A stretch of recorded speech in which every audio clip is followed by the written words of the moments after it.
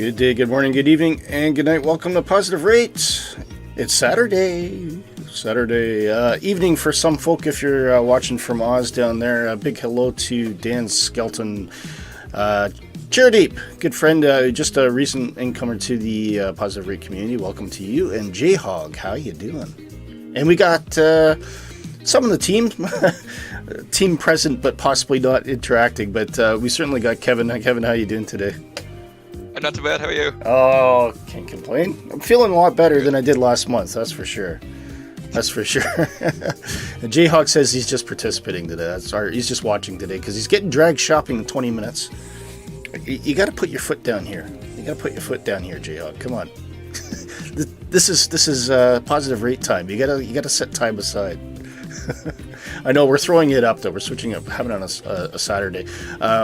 Probably a bit later than Shark Kitty would have preferred. Shark Kitty, how you doing? Hello. I'm doing fine. It's the weekend. How about you? It is, yeah, absolutely. J-Hog says, you tell her. Put her on. I'll tell her. Put it in front of the screen. Mrs. J-Hog, you have to let him fly with us today. Come on, shopping can wait. I know you're trying to beat the crowds, but shopping can wait. Trust me. In fact, you're going right at a bad time because you're going to hit the lunch hour. It's going to be a complete mess. Just give him an extra couple hours. Go and have a chill afternoon with him. I'm sure he'll take you out for a nice lunch. Sorry, I'm not trying to spend your money for you, J-Hog. Hey, we got a little bit of news to talk about. I don't know if Nick's on mic here. Nick, have you managed to fix that? Hopefully we'll get him at some point. But Nick is around. Don't know if he's on the tarmac, but we'll zoom in. Dan says, "You come on, Johnson, put your foot down." We're gonna start a domestic here. Anyway, this is Alaska. Now the opening. What's the opening airport, Kev? Let me double check there. I'm not prepared to talk today. Sorry.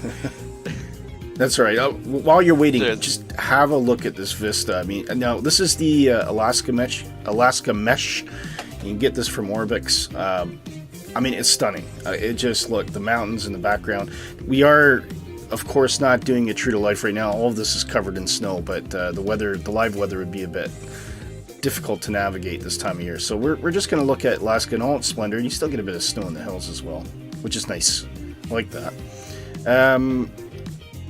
And we've got Shark Kitty and Kevin, you're on the tarmac. Now you're doing the DC-3 again today. I am, because my arrow was broken. Long story. Okay, no worries. Yeah. Interesting. It's like an all metallic paint job there. That's quite cool, actually. Yeah, it's an interesting one. It is. Anyways, where we're at is Papa Alpha Kilo Foxtrot, which, if I remember right, is something falls. Something falls. Something falls, yeah. It's like that song, "Take Me to Something Falls." We got Shark Kitty in the Kodiak, and you've gone for a lime green job. I didn't even know this livery was included. Looks awesome, though. Is that that's one of the default ones, and it's a classic livery of when the Kodiak was owned by Quest.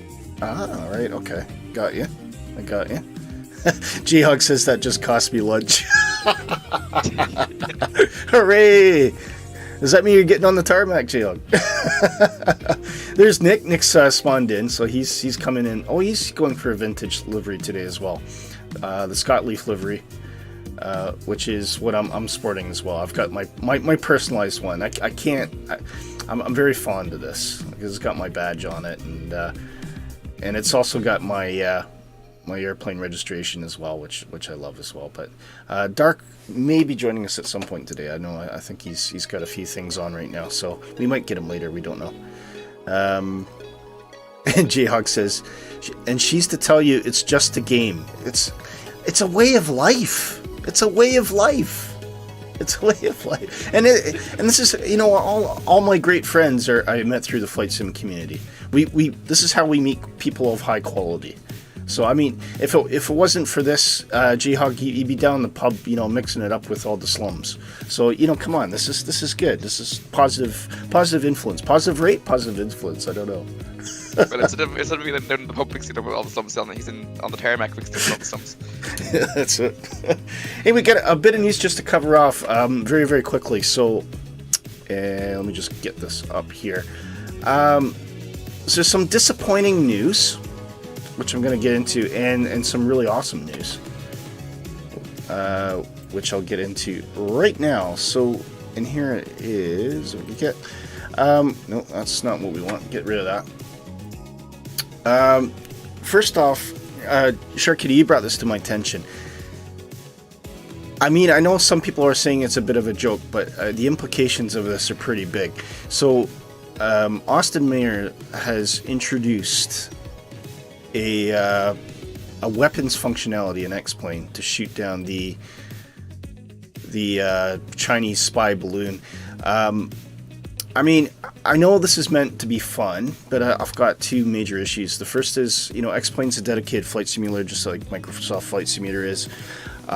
We've never really had weapons in the sim, and I've always preferred it that way because it's always been about just the enjoyment of flying aircraft and navigation and being in a community. But for whatever reason, I mean, okay, I know it's hot press right now.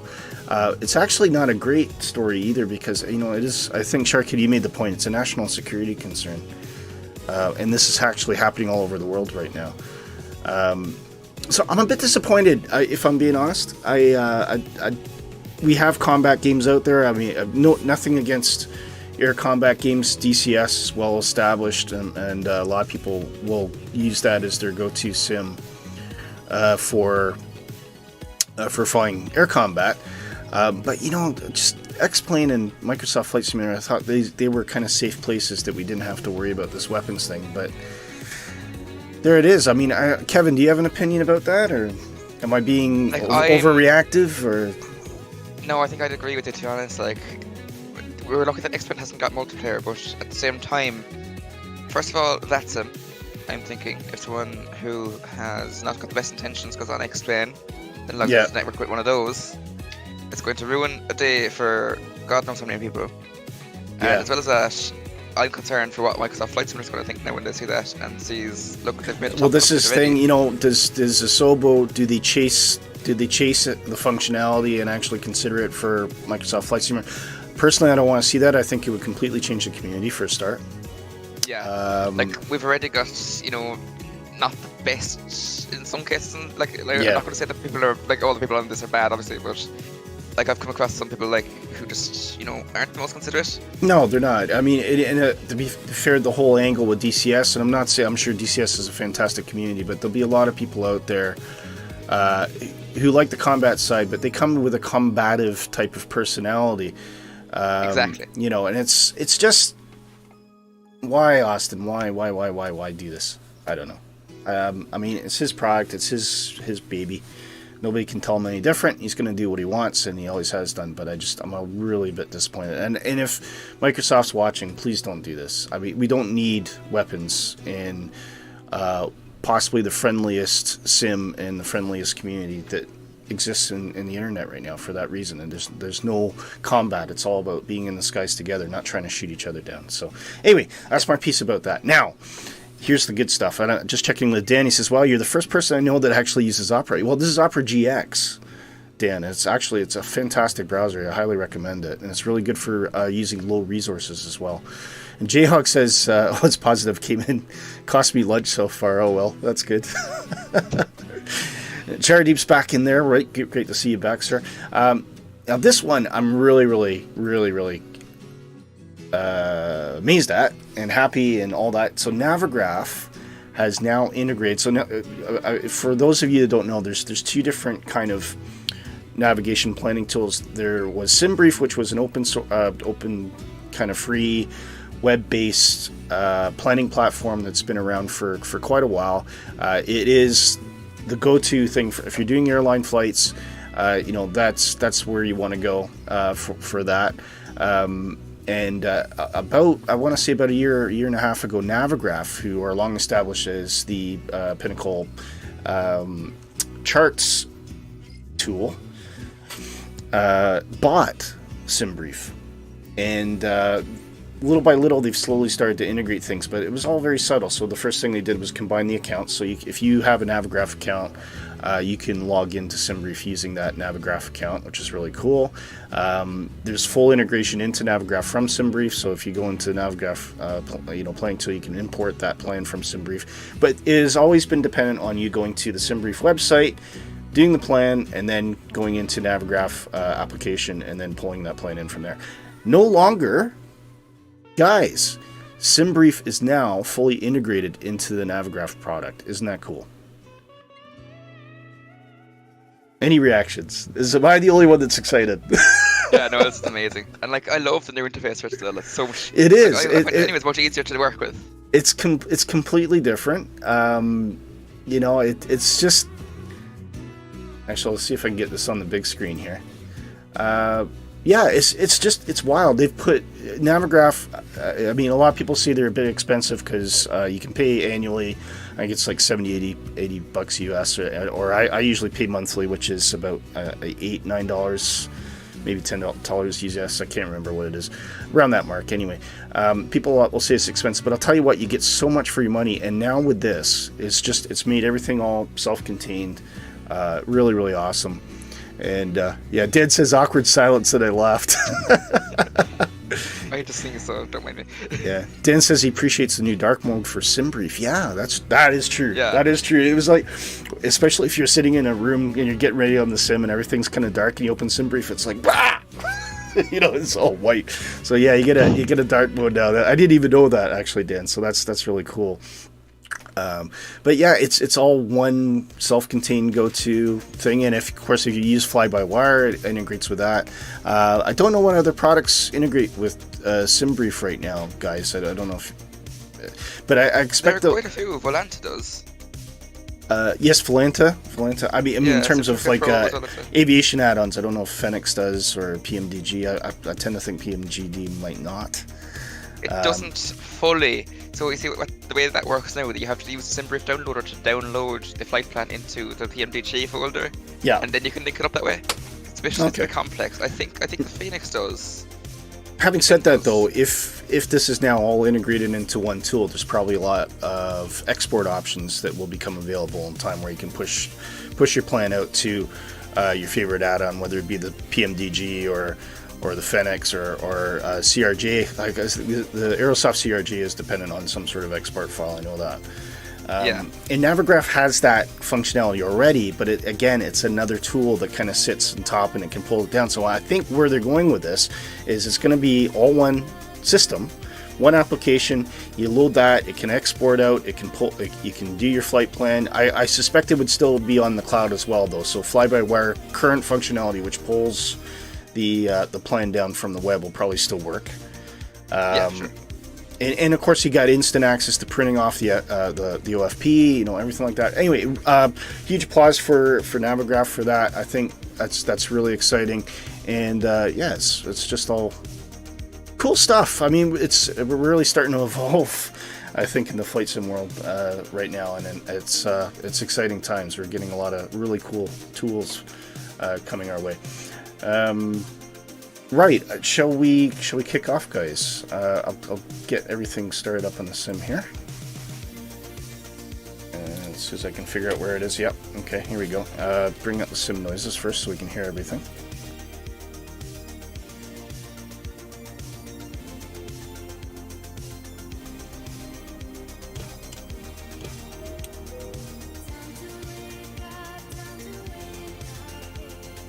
And today, of course, we're using, I never remember what this is called, but anyway, we'll go through the flight plan today. So we're taking off from Papa Alpha Kilo Foxtrot. Still time to jump in, guys. We're on the North Europe server if you want to fly with us. J-Hog says, gotta go, see you later. Have a safe flight. No worries, J-Hog. I recommend, J-Hog, if your wife's listening, I would think 2-course meal at the very minimum, yeah? So all the best to you. So yeah, we're going to take off from our initial location, and it's just a lovely scenic tour with lots of mountains, lots of lakes. As we head down, we loop around the coast, and we're going to then cut in over and drop into, see if I can find Akutan, I think, is our next destination. So that's the nice little airway there. I'll walk you through the flight plan, sure, because there is one more between the two. Oh, so is there? Okay. Falls, there is. So we're going from Falls Pass, which is Papa Alpha Kilo Foxtrot.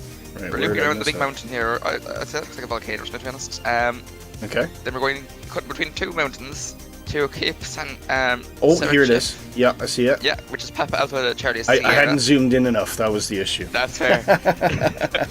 Yeah, I know what you mean. J-Hug says, Willie, shush. Anyways, then we're at Akutan. Okay. Which is Papa Alpha Uniform Tango. Yeah. We're kind of copying between the two highlands then. Awesome. Then we're going through a little narrow gully kind of thing. I love this flight plan. It's got everything. It's got everything. Yeah. Yeah, okay. We've got sites, we've got mountains, we got plains. Okay, so we're taking off from Papa Alpha Uniform Tango, and then what happens then? So when we leave Akutan, which is Uniform Tango, we go on to Unalaska, which is Papa Alpha Delta Uniform. Okay, let's see if we can. There's a lot of coastline, a lot of, again, mountains, the trains everywhere. Sorry, is that our final destination you're on about? This is our final destination. Yes, and I also have the Orbx scenery for this installed. So we'll be having a quick look at that when we get to the end as well. And just to, there's, if you go to the show notes, you'll see links to both of these products. We'll be using the Alaska Mesh, which gives you enhanced terrain in Alaska, and the scenery for Unalaska, which is Papa Alpha Delta Uniform. So yeah, I'm looking forward to this flight. I think it's going to be lots of fun. Yeah, very good. And so we'll get everyone going here. Is there anyone that's not in the tarmac that was going to join us? I think we've got everyone. Just take a quick look around. Nick's there. Okay, yeah. All right, yeah, I think if everyone wants to wander out to the... get ready for takeoff, I'll get this going as well. Get the fuel on. Check, he's already lined up and waiting. We'll try and get it on. Am I what? You're already lined up waiting on the runway. Yes. Yeah. Right, so we're going to put prop and mixture to full here. Fuel pumps on low. Give it a little bit of throttle and we'll get this started.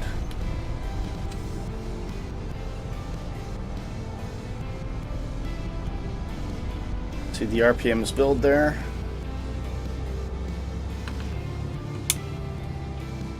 Take it down to about 15, I think that'll do. Sim seems a bit quiet today, but we'll see how we get on. Right, get rid of that. Oh, wait. So put on some lights here. Any collision, pitot heat, definitely. You never know what's going to happen in Alaska. And that's a good point. get our flight plan ready. We're using few clouds weather settings, so that, you know, not much winds to contend with. So we have a bit of a tailwind taking off, but it's nothing really to worry about. Gonna take parking brake off and let's taxi out to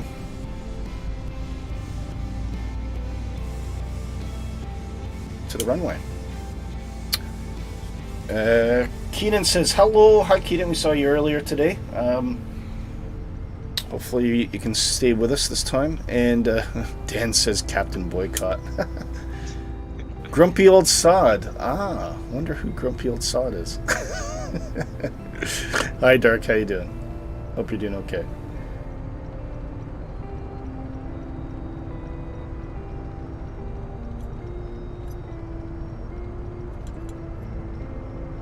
I don't know, Shark, if you want to inch a bit further on so we can make room for Kev in the back here.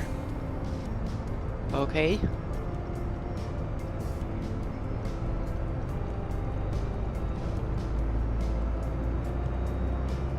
Like that? That should do. And if there's not enough room for him, then heck with him, you know? That's what I think. Just joking, kid. We love you.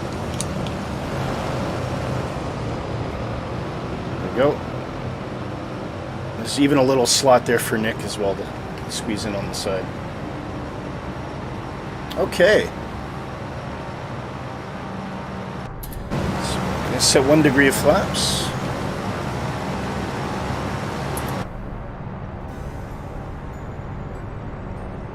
Well, I can hear the twin engines of those DC-3 roaring behind me. Amazing. Yeah, trying to do a spot turn, so that's what you have to do. Dark says, I'm just chilling watching positive rate. Awesome. Okay, Shark Kitty, after you. Alrighty.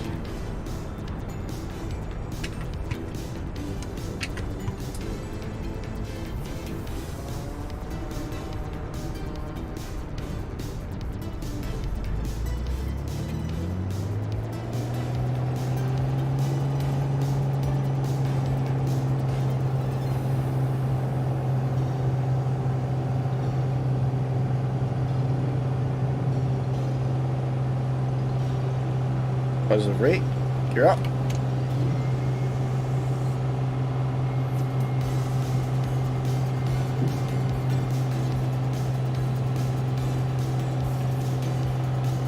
I think we're going for about 130 knots, Kev. Does that suit you all right? That should be fine, yeah. Okay. Whew, just got up. That one was short. Positive rate.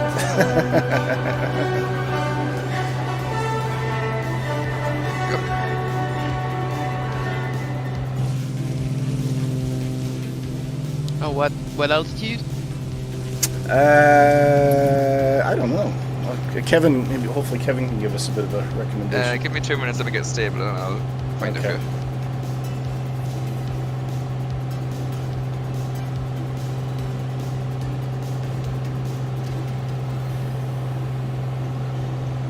you. Okay. We'll just look at the majestic scenery of Alaska while we're waiting. We'll say about 3,000, 3,500. 3,000, 3,500, right?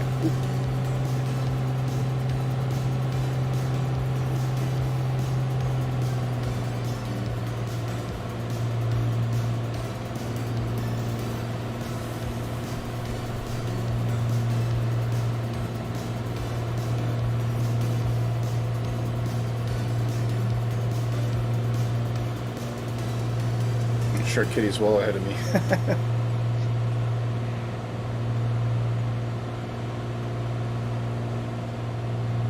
I mean, that's a good climber. Yeah, the Kodiak is, of course, isn't it? I'll slow down after my climb. I'm almost at top of climb. I'm running a bit slow because I'm.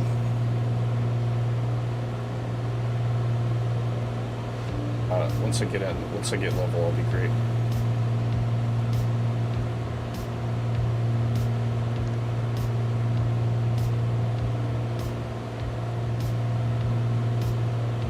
So, how's life with everyone? Kev, anything interesting happening with you this week? It's just been a busy week, that's all. Yeah, I think everyone's very busy right now. I'm flying down to London at the end of, not tomorrow, but week Sunday. Oh, very good. Oop, excuse me. I kind of cough, snortle, sneeze. Probably made a very strange noise on the bike. Yeah, it's 3,500, so let's see if we can get everything.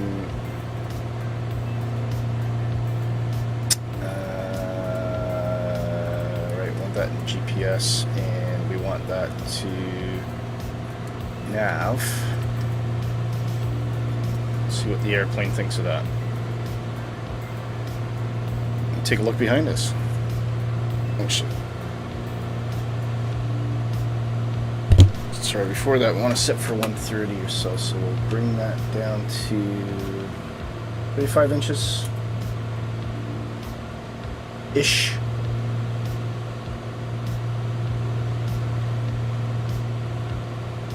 Why need to slow down a lot? maybe 37.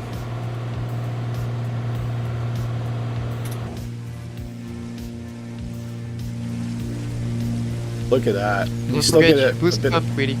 what's that? Your boost pump. Yeah, good point. I'll turn that off in a minute. Just gonna have a quick look around.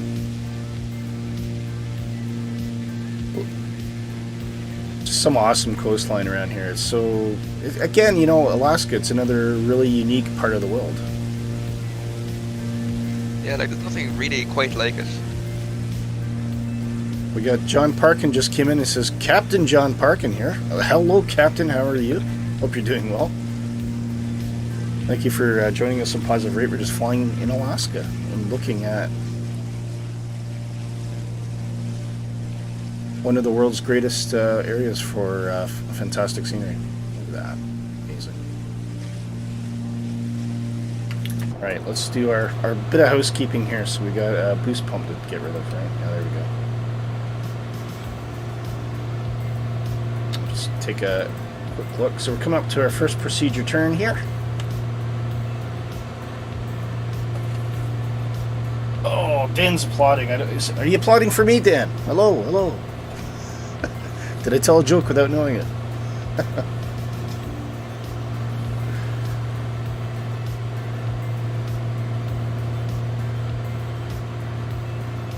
Shark Kitty, you're well ahead.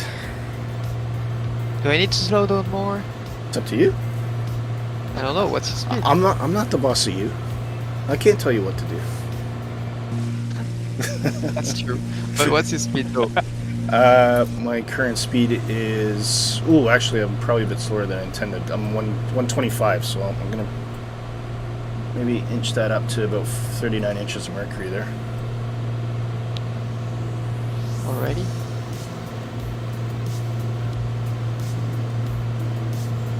That should settle us nicely for 130. 130 knots is the target speed.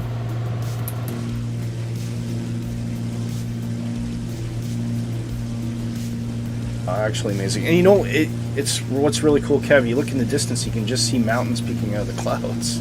Exactly, it's stunning. It is crazy. Nick's, he's off to do some sightseeing over the mountains. He's not happy with your flight plan. It's not interesting. Yeah, no, he doesn't approve. Yes. Or his bike doesn't approve, I don't know.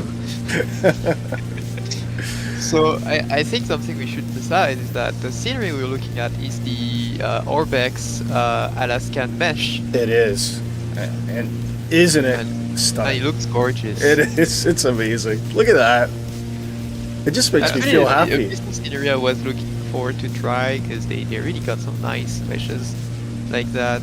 I think they also got a free one, I think, for Iceland as well. That's pretty nice too. I've got that, yeah. And the Iceland one really makes a difference too. Iceland, like a lot of people don't really think of Iceland as a big place, but if you're in a small airplane, it takes.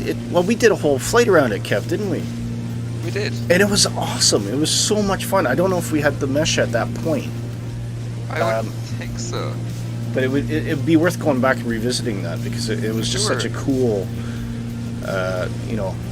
just a really cool place to fly around on, and it's got its own share of kind of volcanoes and mountains and things like that as well. Yeah. Yes, it's a nice area, and because it's not that big, you could easily just get to know the place if you fly around often here. Yeah. Exactly. It'd be interesting to see what mesh they come out with next. I would like to see a mesh for the Canadian Rockies. That would be nice. Well, that would be nice.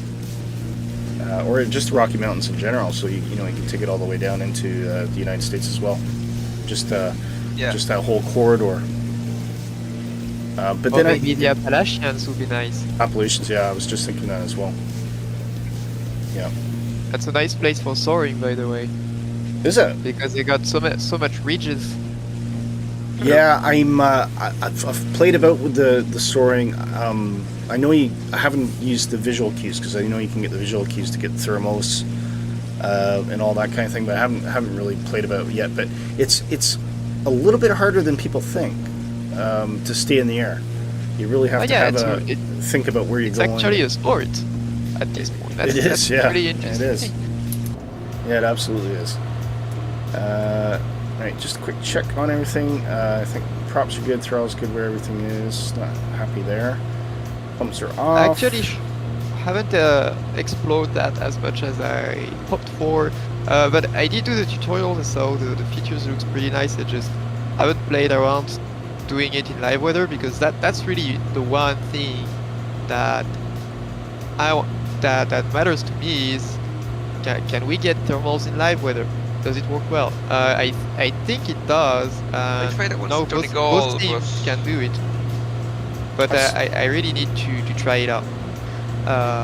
I mean, as far as I understand how the thermals work, it takes the ambient temperature and then it kind of calculates where the thermals would be coming from and how strong they would be based on the temperature, I would presume.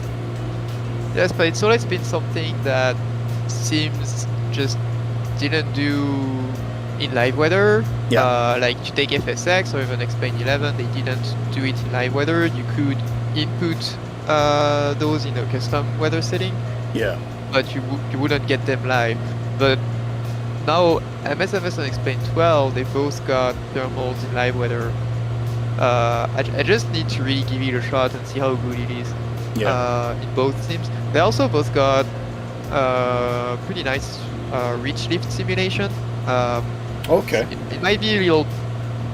I don't know if they fixed it, but when I tried early gliders, it was a little stronger and jerky on MSFS, but it worked well.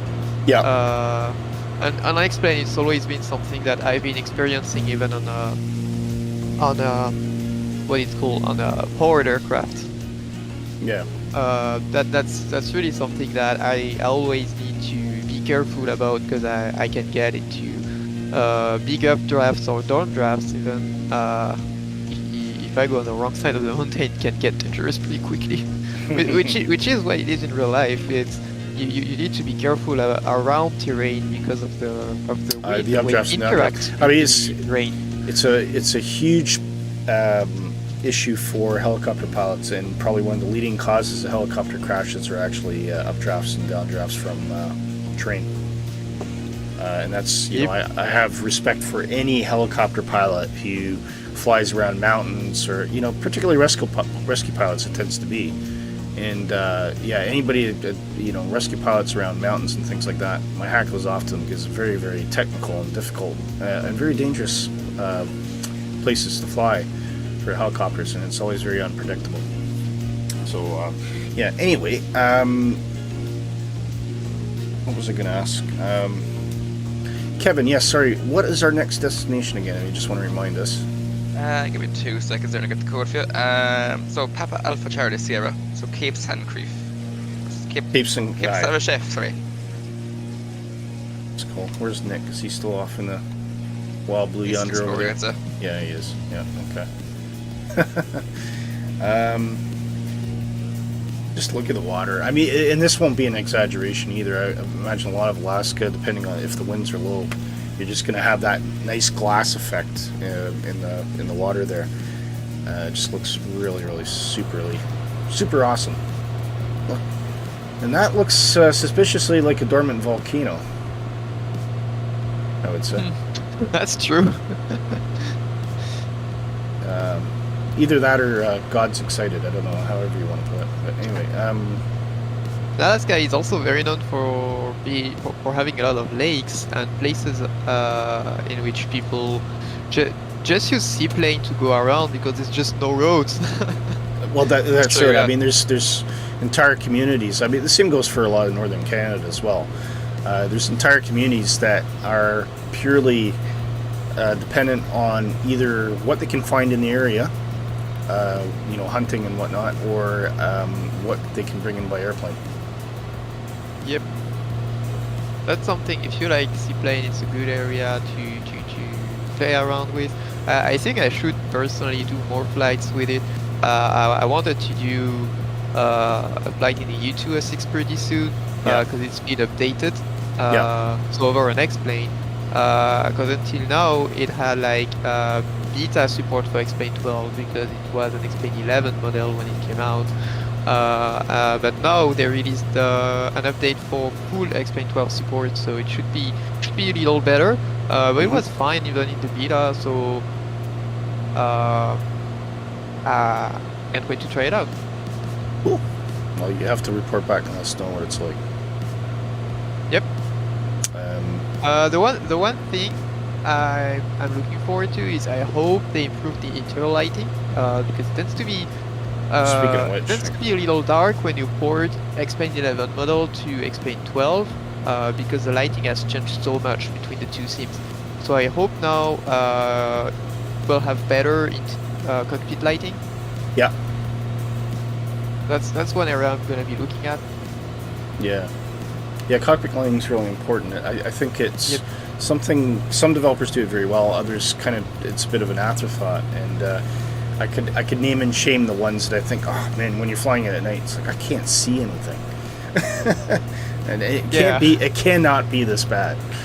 In real life. I mean, pilots need to be able to see the gauges. I mean, it's an easy one, but.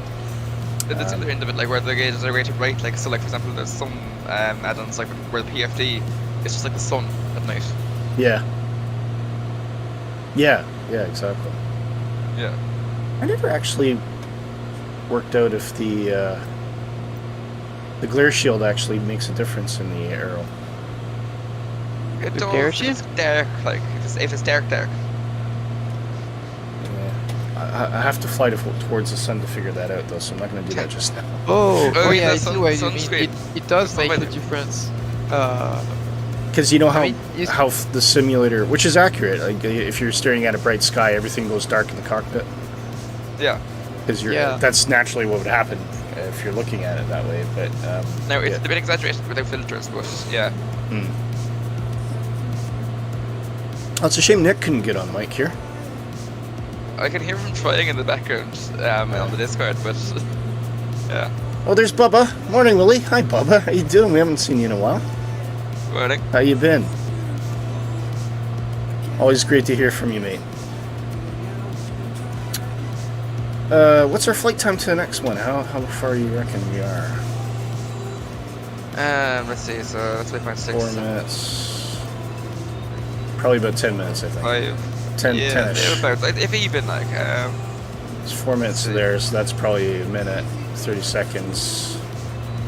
Another 4 minutes. Yeah, I'd say about 10 minutes, probably roundabouts. Yeah. Bubba says, I'm working my $$ off. Well, I finally got a couple of flights in today. Oh, brilliant. Good. Yeah, of course. What time is it for you, Bubba? It's sometime in the evening at the moment, isn't it? We might get a visit if he calls his name 5 times. Sometimes he appears, but Oz Flight Simmer. He's kind of like Candyman. You have to say his name 5 times, but he shows up with a hook and tries to kill you. So I tend not to do it. But yeah, it's always great to hear from the guys down on the southern hemisphere when we broadcast this time. That's why I like to switch it up, Kev. It's nice to have the Saturday stream occasionally because we get to see a whole. Exactly. We get to hear from a whole different section of our friends. It is 22:40 Saturday night. Yeah. Okay. I thought it was around there, Bubba. Well, I'm glad you stayed up late to catch our stream. That's great. And Dan says a bit of random in real life news. I just learned the Irish Iceland stores, okay, so this is Iceland, the supermarket, have been sold off. Oh. And I think they're next to close up and go. Which means no more Greg's. What's Greg's got to do with Iceland? I'm confused. Now, Iceland, I can't see Iceland going out of business. Iceland is a very successful supermarket as far as I understand. Right, so in Ireland you got a supermarket called Iceland. We do. It's the UK as well, isn't it? Oh, Okay, Iceland sells that's a bit odd. Iceland sells Greg's. All right. I must admit this one time on the road from me and I've never been in there, so. I must admit it's not one that I use very often, but a lot of people do. Yeah. I tend to get most of my shopping at Aldi, Same, yeah. and there's a few kind of higher quality stuff that I go looking for. I'll go to Tesco or I'll go to our local butcher. Yeah. So Now we don't have local butchers because Ireland is not gone that way anymore. But All yeah, right. Tesco is where we go if we need anything fancy. anything fancy from Tesco, I mean, it's almost an oxymoron, Yeah. isn't it? It's a sad world, but Tesco's fancy. Yeah, it is. But yeah, no, that's so you're going to lose Iceland and Greg's all in the same shot. That's I know. awful. Yeah. Mind you, Greg, Word of that. I don't go to Greg's personally, but my kids love it. My kids love Greg's, so. Because we've lost Argos too. Have you? We have. So what's left? Nothing. Nothing. No. Amazon. Amazon, that's it, yeah. And we have to go from the UK Oh, as well. That's terrible. Is that because is it impacting all the UK brands? Is that what's happening? It seems to be, I'd say it's something to do with Brexit. Like COVID didn't help and then Brexit was probably Unbelievable. the... Unbelievable. Yeah, Unbelievable. I know. And there's still people even today saying they thought it was a good decision. Yep. Nail. Yeah, what a shame. Well, I can send you, Dan, what I'll do is I'll go to Greg's today and I'll send you a picture of a sausage roll. How about that?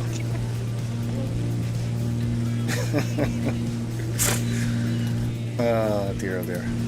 The things that we get worked up about, and it's funny because I think where it hits you is it's the little things in life that you like that kind of lift you for a moment in the day. Those are the things that actually really matter. Exactly. You know, whether you're having that first cup of coffee in the morning or at night I'm totally into my Earl Grey tea, and what I do at nighttime now is I make a pot of Earl Grey with slices of fresh lemon in it, and I'll just sit there and sip that for a couple hours. I watch the news or something on television, and it just calms me right down. And I mean, if I didn't have that, if somebody said tomorrow, oh yeah, due to Brexit you can't get Earl Grey tea, I'd probably punch a cat or something. I wouldn't be happy. But Poor cat. Oh, leave the cats alone.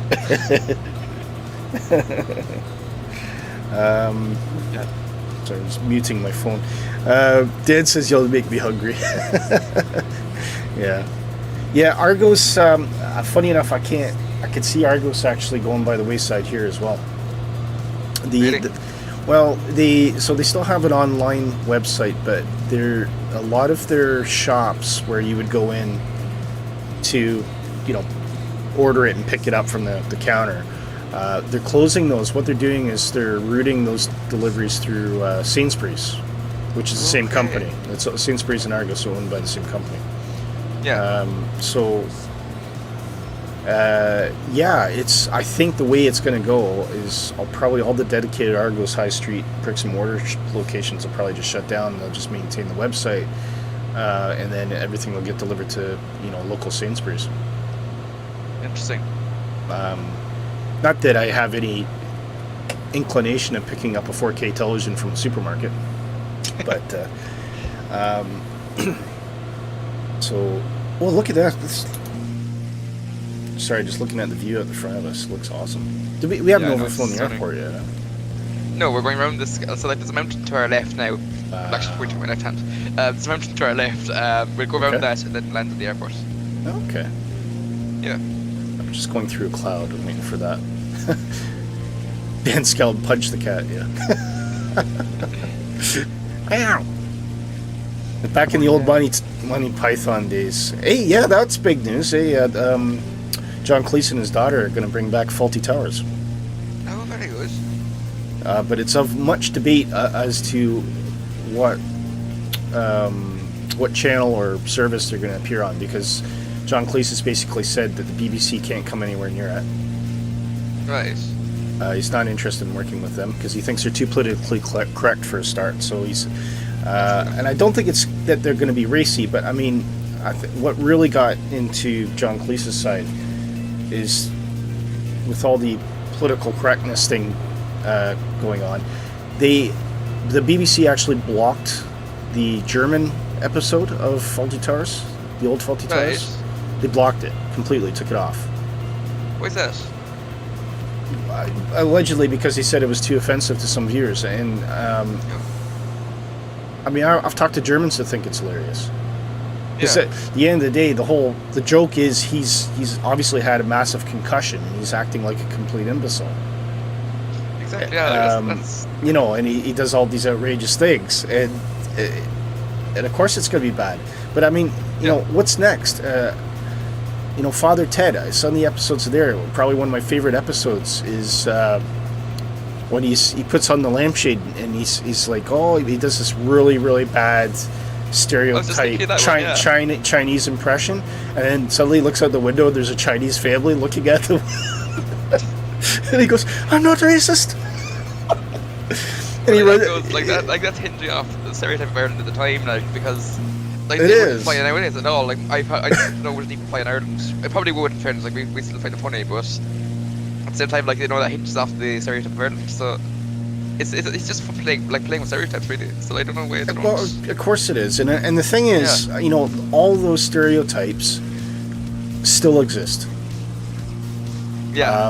In the where society is going now, and I'm not trying to get political here, but where society is going now is they're trying to say you can't talk about that, you can't say that, you can't discuss this, you can't talk about that. So which you know, it's a different thing if you go out and you're trying to be rude, right? Charcuterie is trying to get your attention there. Really. Right, go ahead, Charcuterie. Let's not go political about the show, please, Willie. What's that?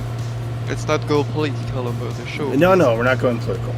Yeah, we're what you're doing, actually. Right, well, I'll just make this point and then we'll move on to something else. No, I just think that if you stop the conversation, then the people who really need to hear the other opinion, the better opinion, so the people out there that have these stereotypical views and these suffer from ignorance and you know, things like that, if you tell them that you can't talk about it, then they'll never have an opportunity to debate and understand that there's a different perspective. And I think that's this all comes back to what John Cleese has been saying about the BBC. He says, you know, comedy is one of the great expressions of trying to point out the flaws in society, not just the strengths, but the flaws in society.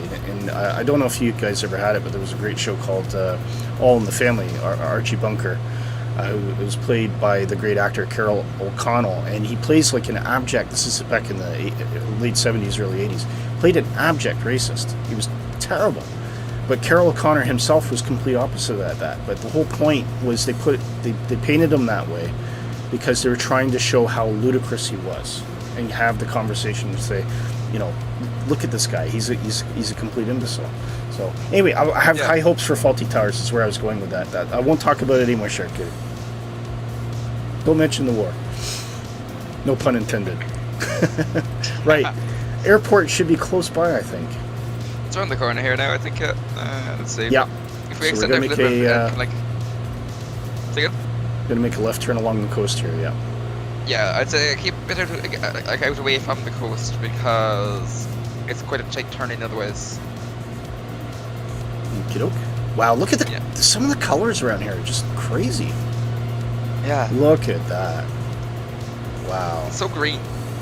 It's green. There's greens, there's reds, and then, you know, right in the distance, the snow-capped mountain. I'm absolutely blown away by this. Yeah. Really cool. And so, what's the runway? What runway are we gonna have at this destination? We're probably best to land on 16. 16. Okay. I'll do the usual. I'll fly over and make a decision. Like the wind is 4 knots crosswind, so we should be fine. I mean, I don't know what weather you got. We're on few clouds. Alrighty. Oh, there's someone right near me. Who's near me? That'll be me, I'd say. Let's check it. Yeah, TCAS said there was someone near me. Actually, check you're it. way back No, from me, check so it's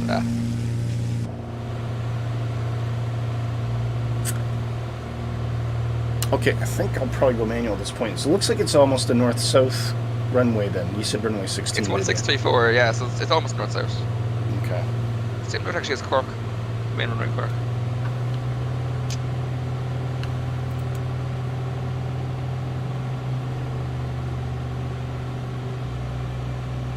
Okay, I'm just going to drop the speed here.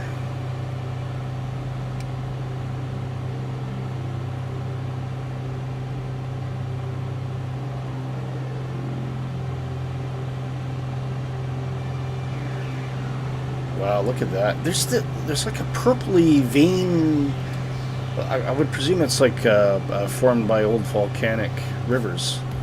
It could also be that that's just an issue with the maps because it's one of those in the Isle of Man as well. Sometimes Bing Maps has a big purple stain over it. It could be water. Maybe water in the wrong place. Maybe, yeah.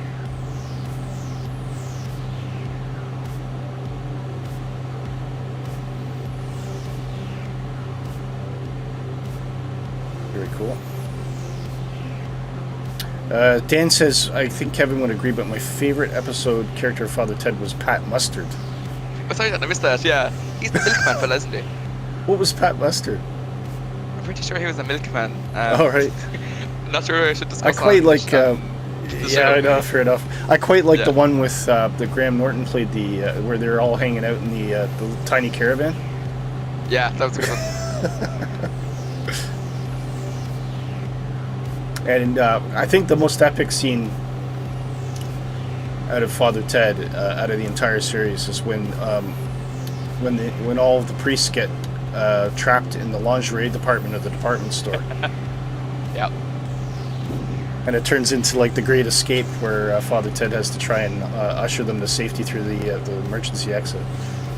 Yeah. It's absolutely There's class. some fantastic episodes in that, though. There you go. Dad says, Teresa, I forgot me fucking trousers. I think I remember that one, actually, yeah. Do you know what just debuted in BBC Canada? I found out from family. What? Mrs. Brown. Really? Yeah. Only now? That's been out for a while. Only now, yeah.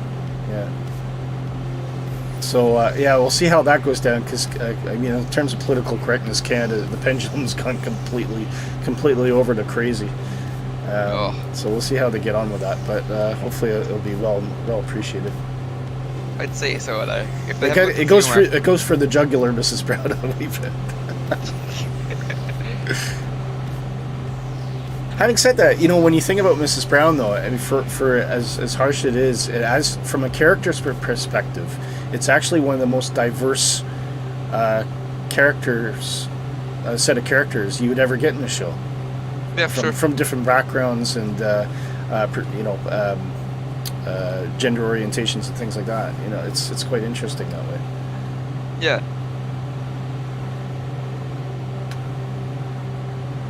But I think, was Mrs. Brown Northern Ireland? I can't remember off the top of my head. Because that was BBC, It was wasn't up it? the country anyways, but then it's hard to be up, like it's hard to be down the country from me, so... Yeah, but the thing about Mrs. Brown that blew me away is it was, and this used to be common, you know, back in the 80s, but not now. But the entire show was filmed in front of a live studio audience. Nice. Because there's clips. I think if you get it on DVD or something like that, there's entire hours of extra bits of scenes that they screwed up and just extra jokes they chucked in that never made the cut for television. Yeah. When they were doing it in front of the live studio audience, and it's absolutely hilarious. It's amazing. Some of it a bit racy, mind you, but That's the thing, like, with doing things in front of a live audience, is that you can you have a bit more leeway, kind of.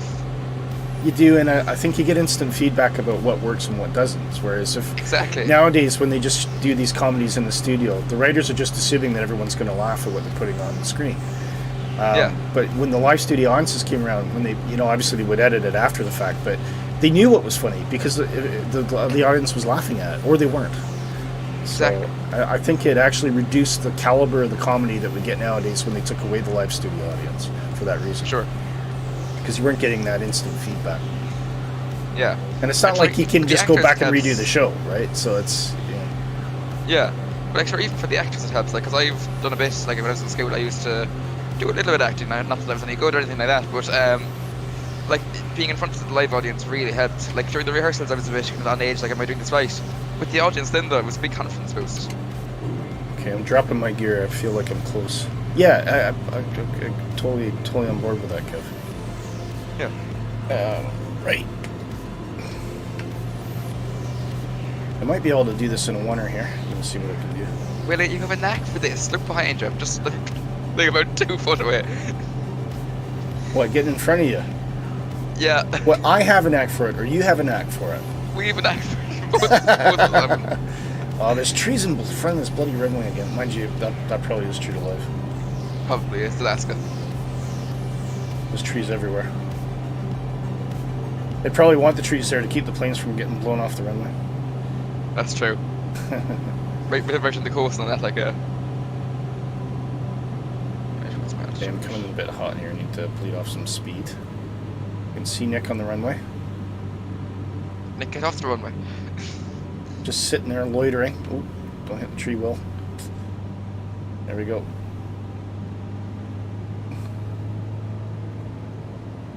This is what the DC-3 was meant for.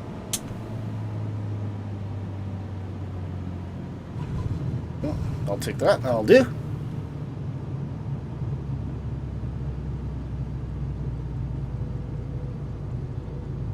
There's Shark Kitty's lime special. But it looks nice, I find. It is actually, it's a lovely paint job. I do agree. Oh, don't ground loop Wait, it. is it an apron or a road? Both. Alrighty. It's like in Ireland, the supermarket's the bar, which is the pub, which is the post office. That's really good, it's true. I go down to the post office. Well, don't you be getting drunk again? People are like, what? God bless Ireland. Yeah. You guys love us. Yeah, of course we do. That's why you're here. Okay, I'm just going to pop away for 2 seconds. I'll be right back in a couple of minutes. Just need to use the facilities. Think of your favorite Irish expression for that if you want. Right, so yes, talk amongst yourselves, and I shall return momentarily.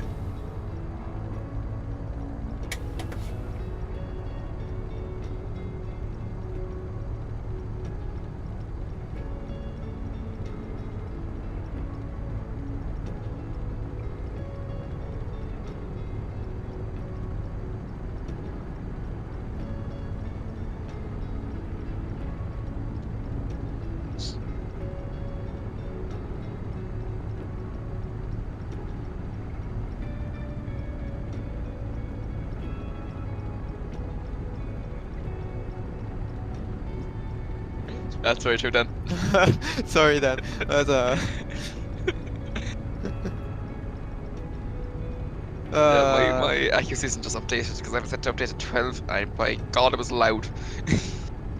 Update 12? What are you talking about? No, like I have my accuracy isn't updated 12.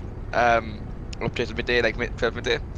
And it was loud. You know how it goes to the bird tweeting kind of thing? I don't understand what you're talking about. So I have my, Rex accuracy isn't. The what? Rex accuracy isn't. Oh, Rex AQ season, yeah. Yeah, I have that installed and I have it set to update at 12 midday. Oh, And right. You know how it kind of tweets? Like, you know, like it goes like tweet and does the water rushing thing. Does it? It's set, like it makes some racket anyways. Okay. What's that? I haven't tried Or this. not It won't work out for me because I'm running a dual boot and I'm not using Windows very much. That's fair. So, So- what's that you're saying? Like, use task manager to change it. I have it set for login. Oh, that's fair enough. Yeah. Actually, that's a point. But don't you have that in the AQ season options?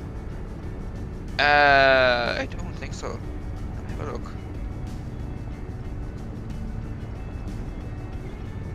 I should update my AQ season settings though, because I think I'm still on early winter kind of thing, so it's still kind of rusty.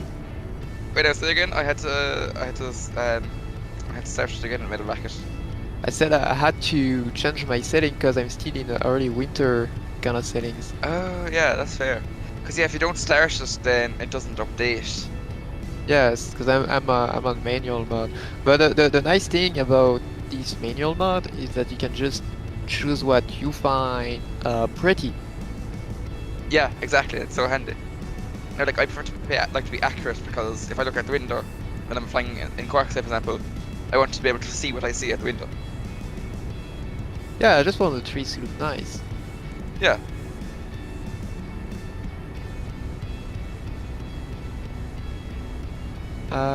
Any add-on you're looking forward to, Kevin?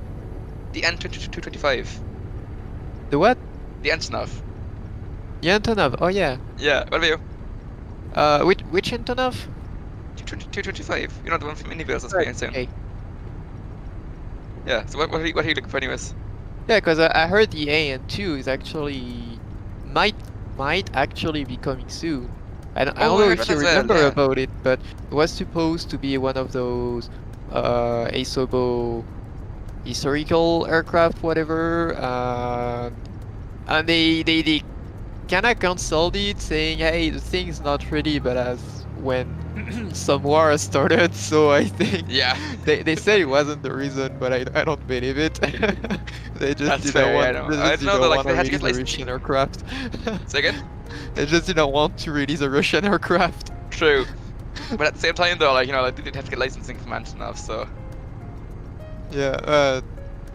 So I don't know if it's gonna be good, but It should be. I'd actually like to try an AN2 because it's a really interesting aircraft. Yeah. There's a freeway we're out on flightsim.to. Yep. Where do we take off? On the runway. Yeah, but what runway?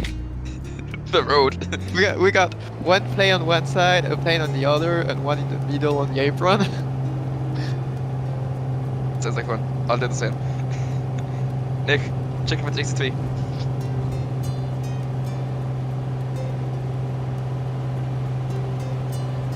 Nice. Come back, Nick. Oh, these trees at the end of the runway are going to be interesting.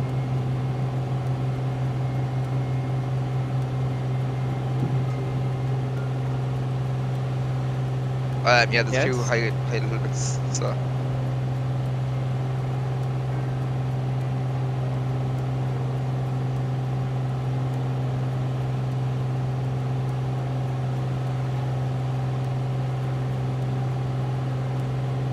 That's what with Discord you don't know. Cheers, Dan. Thanks for that. Yeah, good. See, it's a bit confusing because the rest of the team can hear me, but you guys couldn't.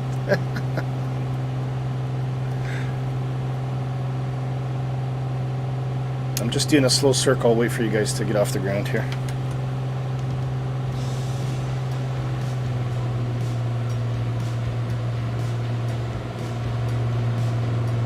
Oh, Kevin's up. Yep. Shark's up. Nick looks like he's just quit. he's quiet quitting.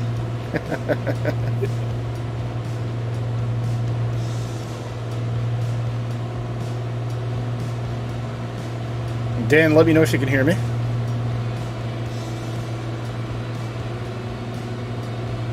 And we'll bid goodbye to this airport and get back on course.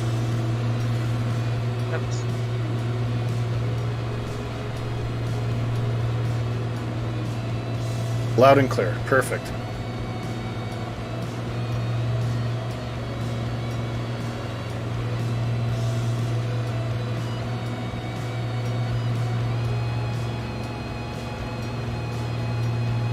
I think we'll punch it up to 150 knots, guys, just to make up a bit of time, if that's all right. Alrighty.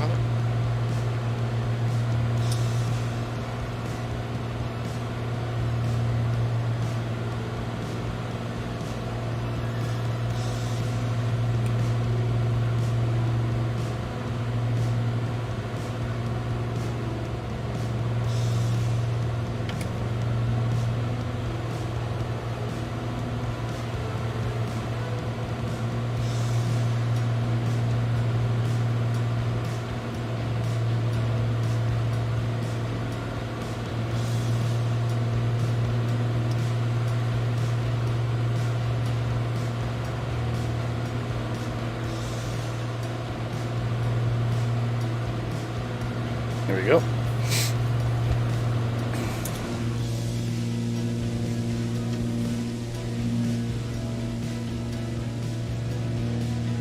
I'm just taking some of the scenery. Wow, look at that. The colors here are awesome. Yeah, You so can nice. definitely see a bit of a volcanic influence, I would think. Yeah, I was thinking that when I was looking at the map as well on little nav map. It just looks like it's very pointy. It is. I get the point. I get the point. Jeez. So we gotta find out if Shark Kitty's gonna talk to me after going political on the stream. Well, I could hear her laughing, so I think I'm doing it right. Yeah. Oop.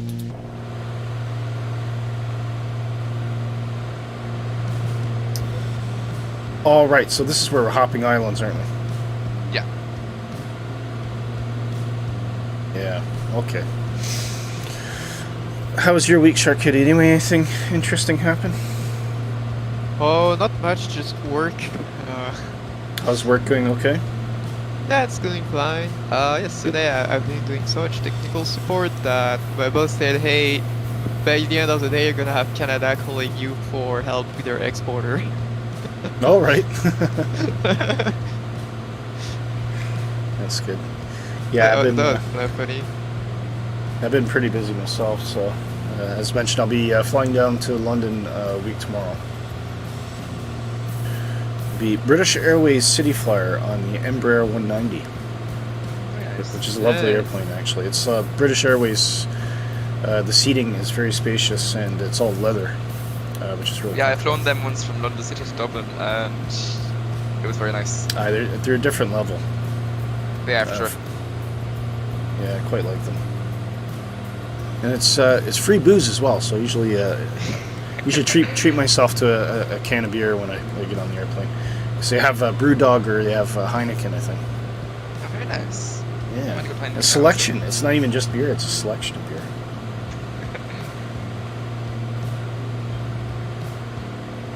That sounds pretty nice actually. It is. It's good. Of course, they have wine and all that kind of thing as well. Yeah, of course it's BA, so.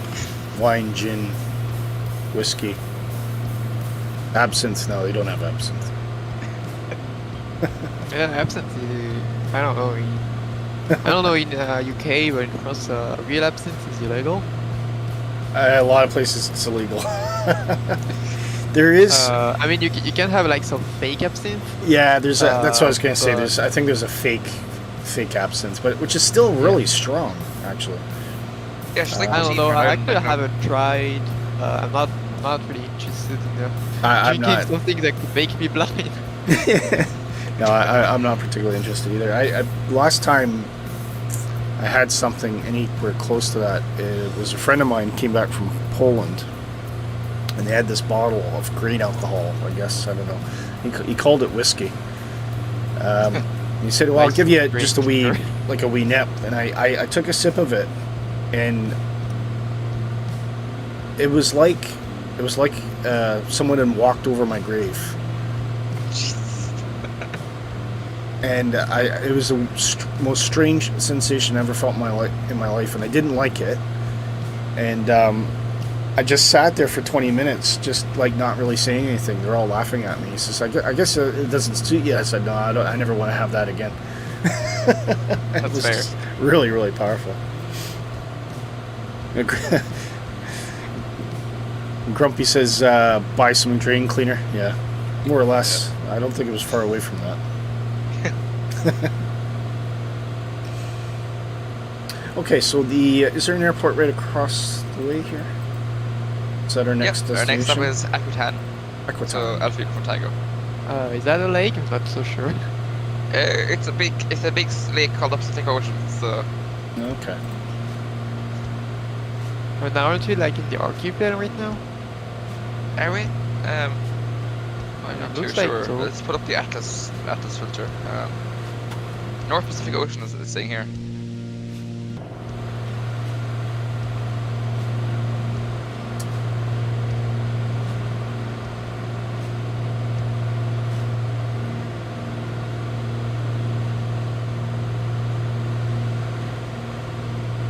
So the one thing that throws me about the Aero, there's dirty marks all over the glass, and I always think my monitor's dirty, but it's not. That's got me before as well, actually. Yeah. You're like trying to wipe it off, and it's like, Oh wait a minute. No, that's I think that's part of the livery. it probably is. Yeah. Actually, yeah. I mean, the dark could be really cruel. You could have like an embedded Easter egg in there where it's like someone writing with their finger in the dust. It says, "F you, Willie" or something like that. I don't know. Already Hello Kitty, am I right?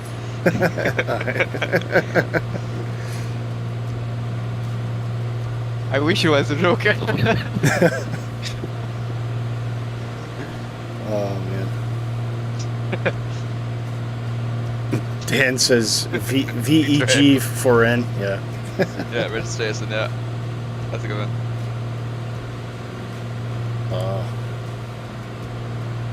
So we had the area that I live in. It's relatively rural, but it's got reasonable sized towns and whatnot. And a brand new restaurant opened up in the town next to us, and it's fresh made sushi. Nice. That was unexpected.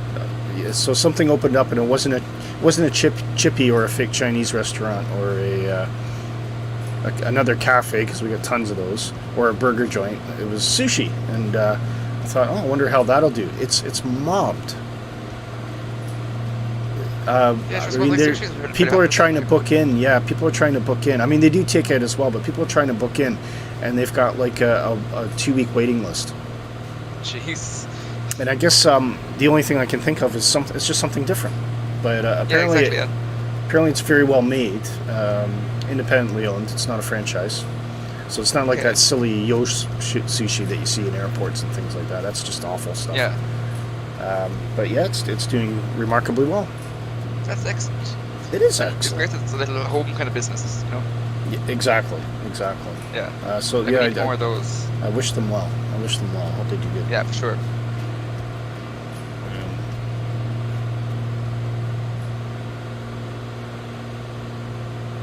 Yeah, just loving the train. It's just a different flavor everywhere you go. Yeah. So Sorry, yeah.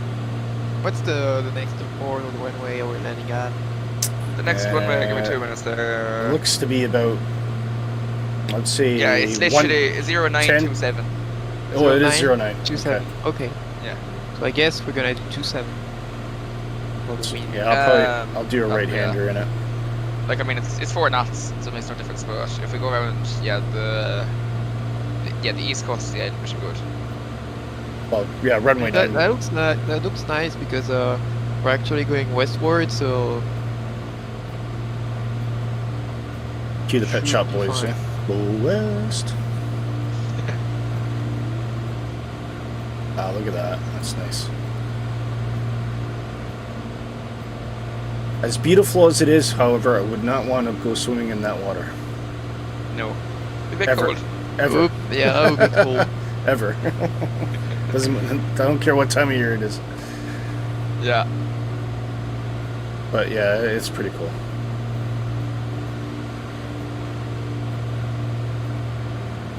Be interesting to see what kind of wildlife they get out here. I imagine mostly in the islands, probably birds I would say so, yeah. primarily.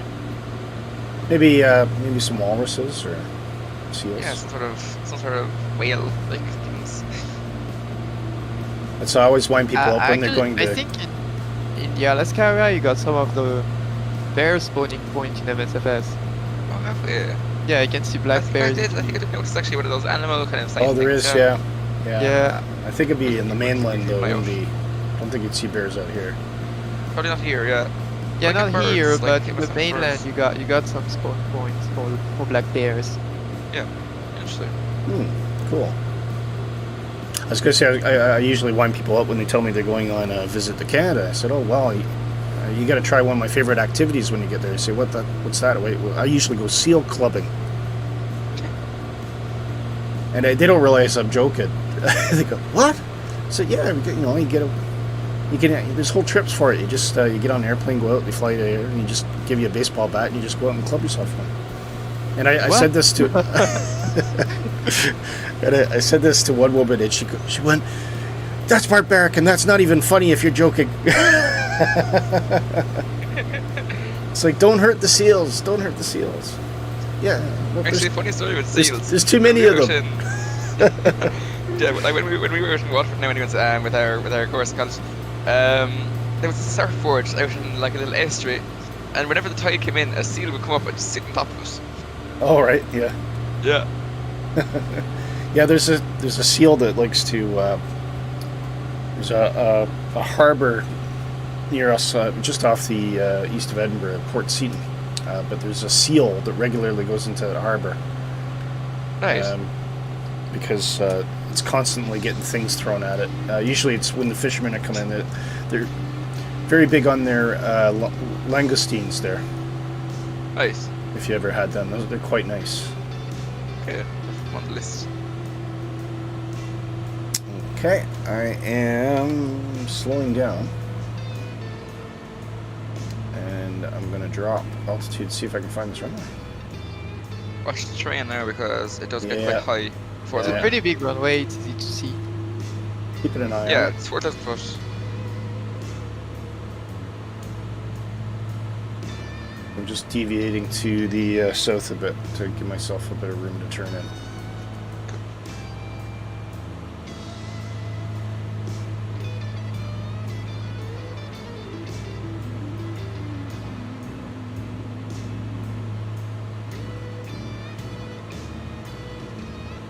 Oh, yeah, I see it. Runway in sight.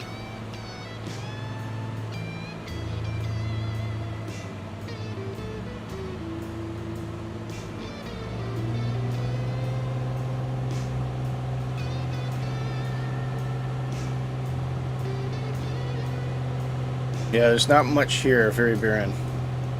Yeah. I'd say the wind does that. Yeah, the winds are definitely starting to get some terrain effect here. Yeah.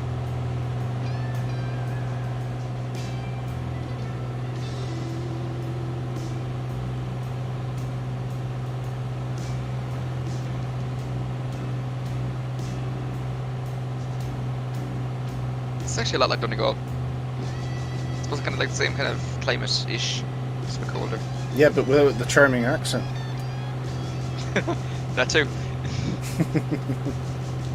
And no leprechauns here. No, Yeah. Just seals. just seals, yeah.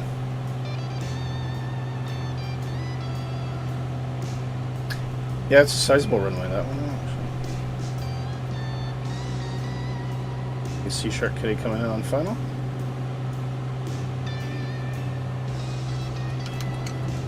I'm gonna Yeah, drop my there's gear. good.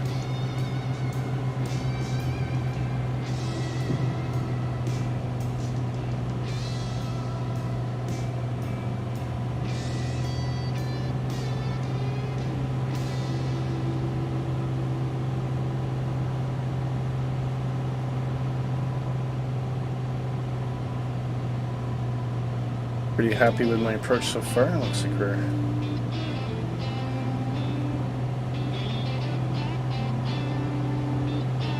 right altitude, right everything else.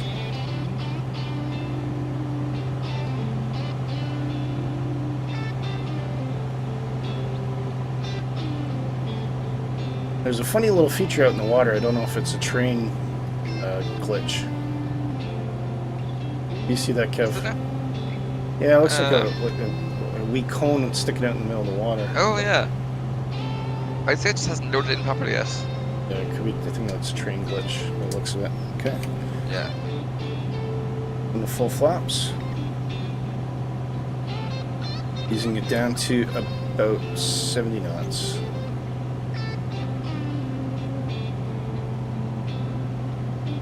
Oh, it's definitely starting to get some buffeting from the terrain now.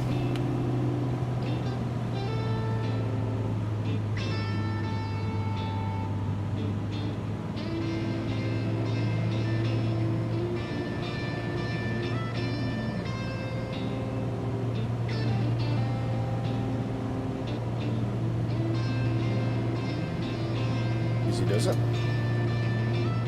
Some beautiful scenery off in the distance there where it starts, you can see some mountains there as well.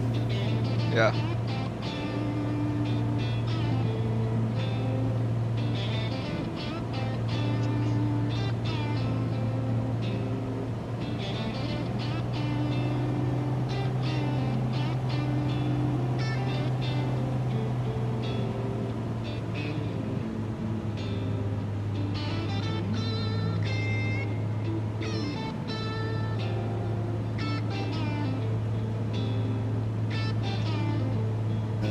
gel. Nice and gel. And cut throttle. Hold the horizon. Nice gentle touchdown. Love that one. That was a good one. Nice Happy with that.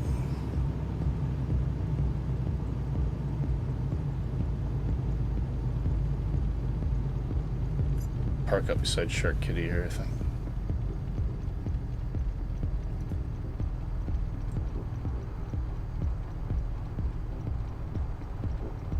Oh, Nick's airborne. Should be coming in at some point. Yeah, he was flying down beside me all the way. Could you see him? Could you see his airplane? I could see his tag, and I could make out some lights, I think, but I wasn't too sure. Yeah. Because I think we had that problem with him in the last stream, didn't we? It did, I think. Wasn't that when he was in a Cessna, though, or...? I can't remember. Yeah. I did see him at the very beginning. Because he was Right. he was in an Arrow in the vintage livery, and then suddenly just kind of disappeared. Right, wait on you, Kev. Let's see how it's done. Good. Don't take me as an example now. Oh, there's a crosswind. You're down, Kev. You're down 2 greens. 2 greens. Yeah, Oh, it's true. It actually shows just 2 greens. 2 greens. What's on happening the to your arrow. center gear? Oh my god. Abort, abort, abort. It's on the Bravo. He doesn't know how to deal with taildraggers. I don't know. And, Tail- and same tail on tail amphibians, draggers are actually. not my friend. No, they're not my friend at all. Or I'm not their friend anyway. Well, I love them, but I need new rudder pedals. I think that's possibly part of the problem is that I've got the Thrustmaster, okay, the basic ones, which are good. Well, that looks great. Look at them float down like that. That's enough. I mean, I've always been doing it with the Very nice, Sitec Kev. one, which I absolutely Offset despise, but Oh, that's just what I have. Yeah, no, they're definitely better than the Sitec ones. Yeah. But you can definitely do taildraggers. I mean, I think I've told you that a bunch of times, but if you want, you just let me know. I teach you. Yeah, no worries. Not my best work, but I'll take it. Nick's still quite a ways off there by the looks of Is it. Yeah, I'll give him another minute, and I think we're gonna have to get going. So, Nick, if you're still paying attention, if you're not here by the time we take off, just follow us to the final destination. Bad choice of words. Never mind. Okay. Oh, I can hear someone behind me. Must be started. Oh no, it's just echo. Ah.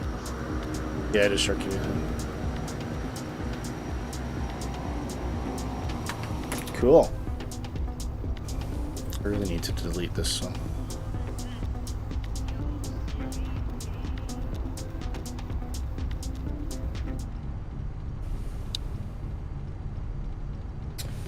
Okay, right. Shall we? Which way are you going to take off, Kev? Are you going to take off from that position, or?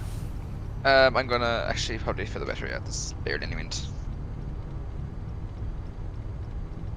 There goes the Kodiak. With the Tundra tires, I'm presuming. Yeah, of course. Or else it's no fun. Oh, there's the song that brings back memories. Speaking of which, I think it's our 1-year anniversary, guys. Is it? We'll be short. Already? Yeah. Oh. Yeah. Oh! Well, Let's happy do birthday something for first. Rate then. We'll have to do something special. Maybe on the next stream. Absolutely.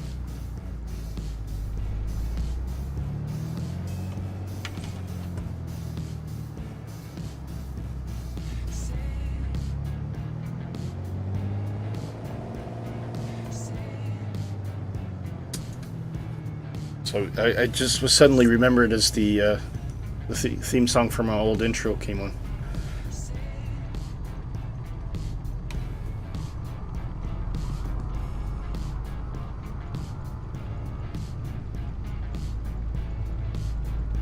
Yeah, not much here. Grumpy says pay-per-view stream. Yeah. Don't think that'll work somehow. Don't think we got No. quite the demand that should justify that.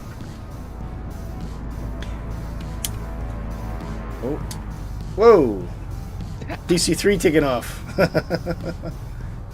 Cheeky. How cheeky is that? Yep. Look cool, actually. Good. Also already taking that off. looks Oh, good nice. too, yeah. That was a lot cooler than I expected. I looked into the stream there as I was pulling out and almost saw need the, saw the shadow. Yeah, I almost need the Indiana Jones music. Dun, dun, dun, dun, dun, Yeah. dun. Alright, Shark Kitty, off you go. Flap set. Nice, don't sink.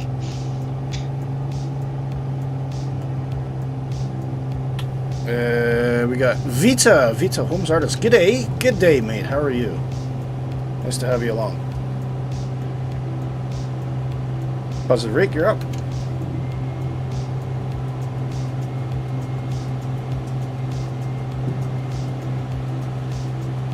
And we'll go head I see back Nick's up to... lights. Wow. Oh, you see Nick? I see his lights anyway.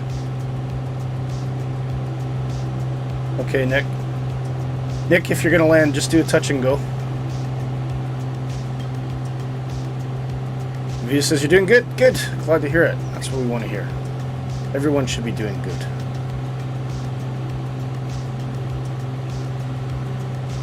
Flaps up.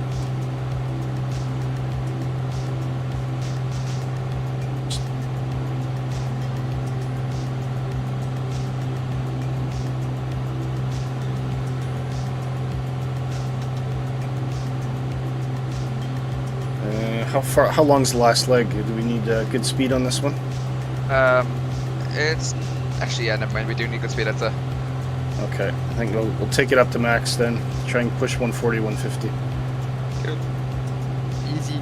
Like if we can get to 160, I can do that as well. So I can try.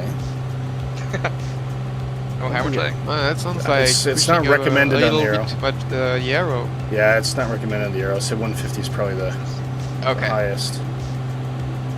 Yeah, like 160 is kind of like my maximum, really, like VMO. Yeah.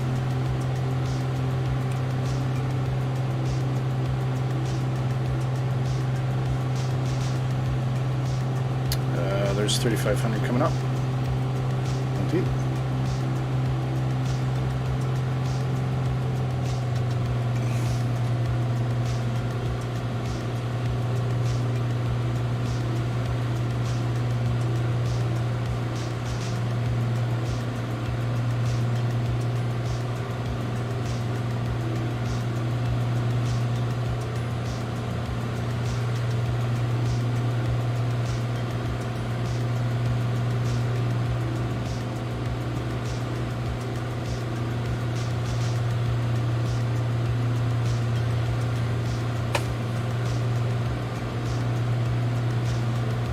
Take the fuel boost on there. So you got an overboost warrant at the moment, so I'm just gonna see how that goes.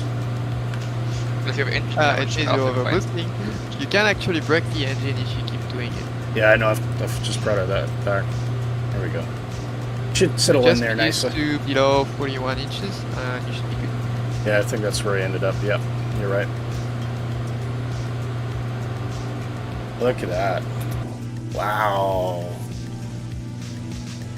That's one of my bucket list things was I always wanted to do one of the Alaskan cruises. that'd be lovely. Oh, I should turn. Look at that. That's so awesome.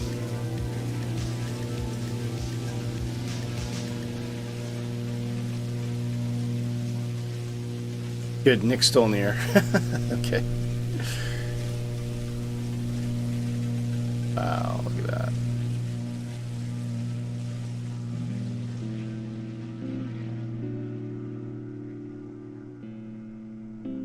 Yeah, I'm on Microsoft Flight Simulator. And again, big thanks to Orbx for the Alaska mesh. It's what a difference. That's crazy. Of course, they can't take credit for the textures. That's all part of the photogrammetry. Yes, Yeah. it's only the meshes, but That's just your it's your gorgeous. yeah. That's just your oh, what do you call it? Elevation data? Yep. Yeah. But it certainly makes Microsoft Flight Sim makes Microsoft Flight Simulator sing when you have good elevation data from the mesh injected into the sim. Yeah, absolutely. Okay, so previewing the end of the route here, so we are going to be hopping it out over another bit of water, jumping a couple islands, and then we'll be heading straight into Unalaska, or Unalaska. Yeah. And we've got some proper scenery there, so it'll be interesting to see how that looks. There's quite a bit of Orbx scenery for Alaska, but just not on this route, apart from the last stop. So we'll have to maybe come back and do a revisit and see if we can put together a route to take advantage of some of the great airports that Orbx has. Sure, yeah. So we've got Iceland and Alaska revisits on the list. Yeah. And of course, a huge shout out to our sponsors, Just Flight, as well, who provide us with this fantastic girl, which is the Piper Turbo Aero. Now, I'm flying the Aero 4, Turbo 4, but you can get the Turbo 3 as well. Yep. You can also get the regular Aero 3. That's right. The Warrior 2. The non-turbo, yeah. Yeah. I actually like it. I don't know. I like atmospheric. It probably, performance-wise, is a bit closer to the Warrior. It's faster than a Warrior. It's still on a high-performance aircraft, but Yeah. it's just that you don't get the help from the turbo. Yeah. But I just like how atmospheric engine operate. It's more chill. It's simpler, and the numbers are about the same on every continental and incoming engines. Okay. So it's very easy because I know, for instance, I'm gonna have the same settings whether I'm on a U206, a Cessna 637, an Aero 3, and it's actually the same settings for cruise. That's They probably did that makes deliberately it pretty somehow. chill, I find, to fly around these. I'm sure that's done deliberately to make it easier for pilots to transition. I don't know, actually. I think it's just that because you only got the performance from. Yeah. I mean, you don't compress the air. That's the difference. So on a turbocharged engine, you're gonna have different performance based on what turbo you got, but also what cooling system you got, because it gets pretty hot. That means that if you compare the Aero from maybe I don't know, a Mooney or whatever, you're not gonna be able to use the same. You're not gonna have the same performance at all out of the engine. If that makes sense? Yep. I don't know. It's hard to explain. Yeah, it does make sense. Yeah. I think we're coming to our first, just about to cover our first island here. On the final Also, leg. takeoff. It's no question asked on atmospheric engines. It's just full throttle. Yeah. I can't see anything. It's suddenly gotten fogged in here, unexpectedly. I'd say you're in a cloud. I would blame it to be a cloud. Yes. It's definitely not a. It's definitely not an octopus. I know that. Never know, it might be a sat on your screen. Ah! No, it's not. So, oh, there we go. We can see things. Well, look at that. I always love how you get the snow caps. So obviously we're flying it as though we're flying in the summer, I think. But yeah, it's still pretty remarkable.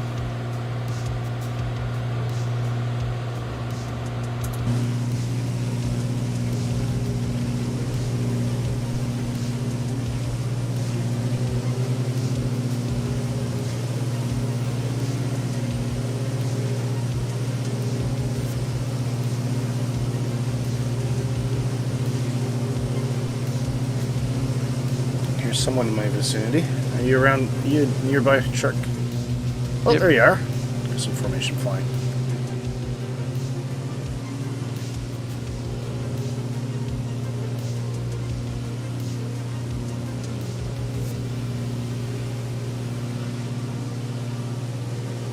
I think that's the same color as the green machine. I don't know if you guys are up. I'm going to show my age here, but if Dan's still around, maybe he remembers. I don't know. Green machine? Well, so we had, when in the 80s, there was something called a big wheel, which was, the best way I can describe it would be a low-to-the-ground plastic tricycle. But it had a big kind of wheel on it, and you used to pedal it, so you kind of sat back like this, almost like a motorcycle, Harley. Yeah. They were terribly made, but very popular. No, you pedaled it. It was for kids. Oh, all right. It was So for just a kids. trike. Yeah, for kids. Yeah, I see what that. But they were really low to the ground, so and they ended up getting banned because governments got sick of too many kids riding out into a roadway and the cars couldn't see them and just running over the children. I see. But actually, nowadays there's something pretty similar to that. But that's more for people who like the extreme sport. It's called a drift trike, and it has that big wheel in the front, but in the back it has some plastic wheels that are very drifty. And Yeah, so they well, just go down hills with that, and they just drift hills. around. Oh God, yeah. Well, these were plastic, but there was a variant on the big wheel called the green machine, and it had two levers, and what it would do is it would swivel the back, so you had your drift wheel. So you'd pedal it really hard, and then you'd yank it to one side, and it would start spinning you around. It was really great fun. Again, mainly not available nowadays because too many kids driving under large trucks and various things and dying and going splat. So Nice. yeah, they were determined to. They were. I don't know if they were banned so much as they just lost popularity. I think they were banned some places because they were just too dangerous. And cars couldn't see them because the kids were so low to the ground. That's true, yeah.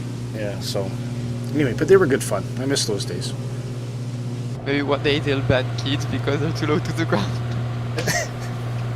Well, I mean, kids aren't that big anyway, so it's kind of adding insult to injury just to make them even less visible.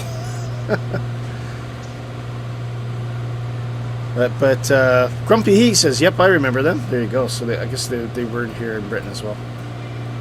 But they didn't last long. They were because they're all plastic. So over time, they would just wear out, and there was nothing in the way of replacement parts that I recall. So if your wheel wore through and you get a big hole in it, it's not like you go out and buy a replacement wheel. They just didn't do that. You had to go out and buy another one, and I think parents kind of got fed up with that as well.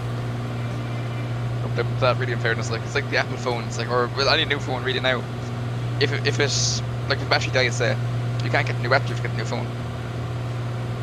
Yeah, Apple. Apple's running a scam as far as I'm concerned, anyway. But Grumpy says so. They sell a newer version of the Green Machine now. Wow, really? That's not just Apple. You also got the same on most Android phones. Android to some extent Exactly, as well. Yeah. Yeah. I think it depends. I mean, yes and no.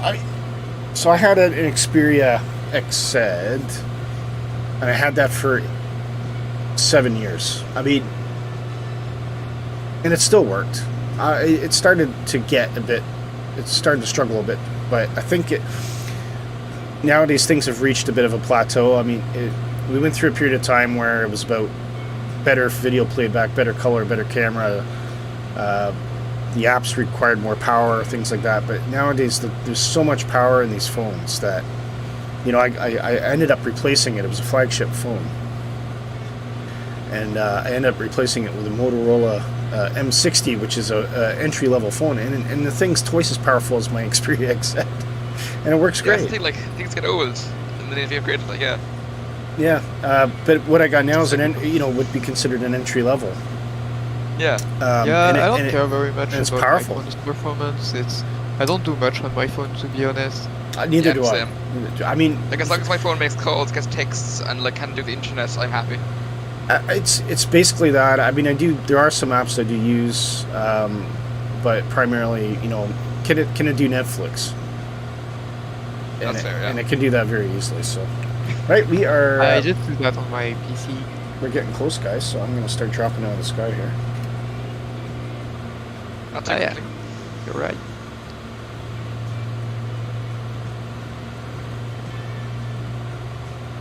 Lead off some speed first. Now, I remember coming in here the last time when I tried the route myself, I got some nasty wind shear coming into Unalaska, so... Wind yeah. shear. You sure yeah. about that? Yep. Well, I'm on Or two at least some MSFS? wind change direction. Like, or wind change anyways. Yeah. I would say it was wind shear. It was a lot like wind shear. Alright. Yeah. But It's it just makes the big me rock. think. I once had a microburst on explainer because they added that in 12. It's kind of weird because it works as a failure. It uses the failure system, so it's completely random. There's no sign of it. Okay. But when it happens, oh my god, it's scary. I think I lost something like 2,000 feet, Jesus. and I could not do anything about it. And so Well, in fairness, that's just like normal made weather me change in realize MSFS. that gone is the day of flying too low and having no consequence for that. Yeah. I mean that's kind of why I'm on explain anyway. It's for the sim to make. Oh, me I just see the sit runway. right. But Okay, so yeah, that was kind of impressive. Beluga's on the So chat there, guys. How much I was like. Hello, There's Bulu. nothing you How you can doing? do. You're in the microburst. You're just dead. That's it. It's crazy. Big shout out to Beluga. He says, "Good afternoon. I'm doing the Leeds to Malaga in the Jet 2 737. Very nice." Very nice. Wow, look at that. So this must be a lumber community. I'd say it's more of a fishing community, wouldn't it? I see a lot of trains and stuff like that, and I think it's more than that. Right. Maybe numbers there. Could be fishing, yeah. Well, no, they're container ships. Okay, Oh. interesting. I suppose like, it's a big enough town, like, so. We would need somewhere to get things around.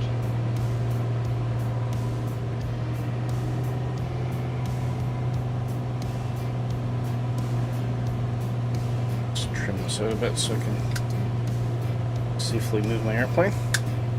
No. Fuel pump on.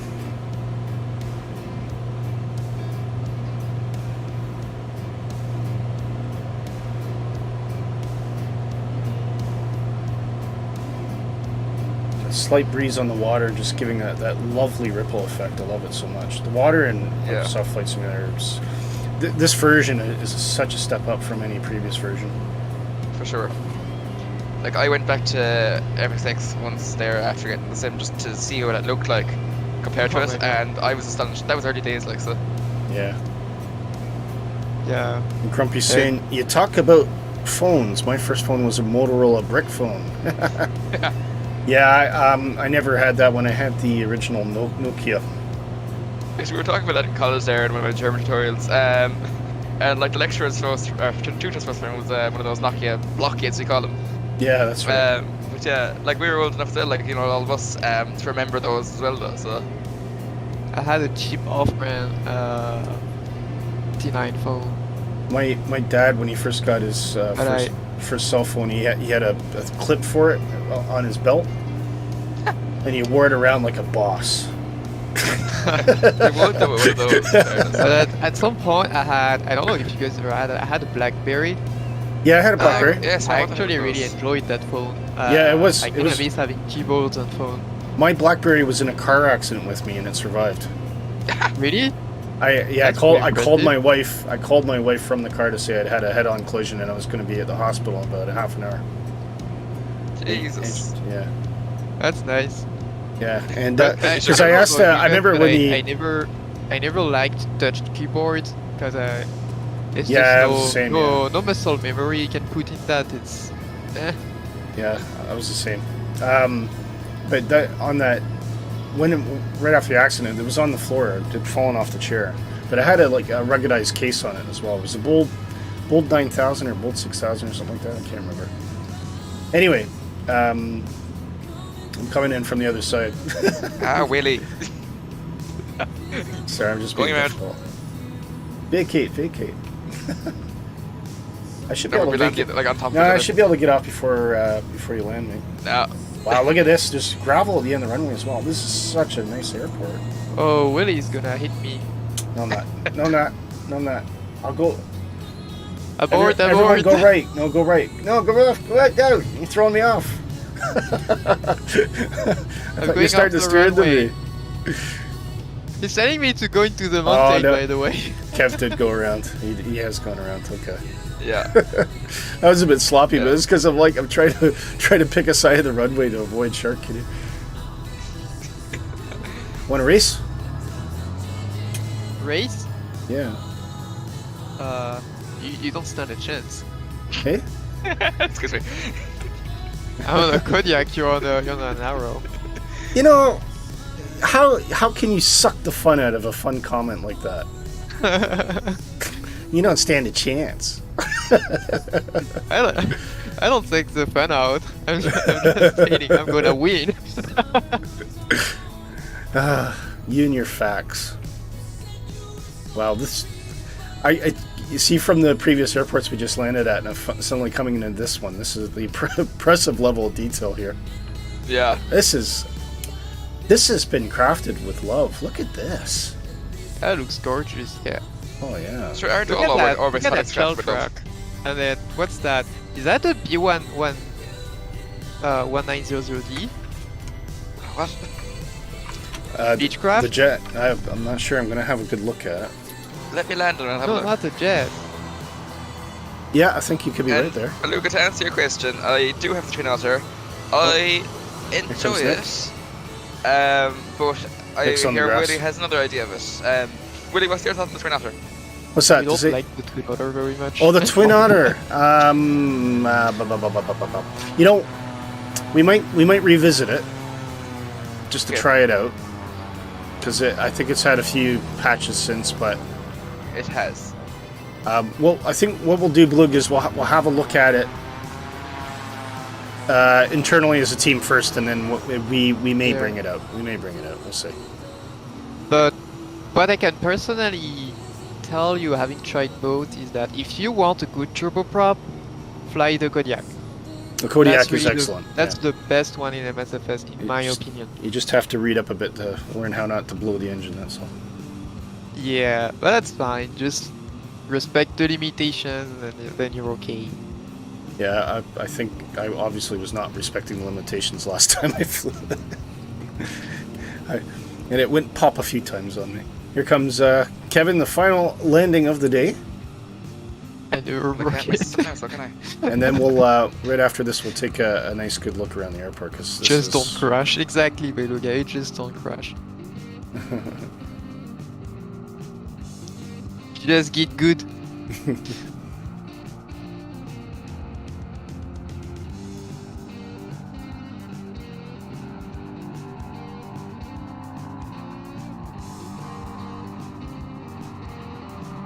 No pressure, Kev. No pressure. Oh, he's on the center line. He's floating in. Ooh. Oh, bit firm. Oh yeah, I could see it kind of bounce there, but Yeah, it bounced on the springs, not on the air. So yeah. I'll take it. But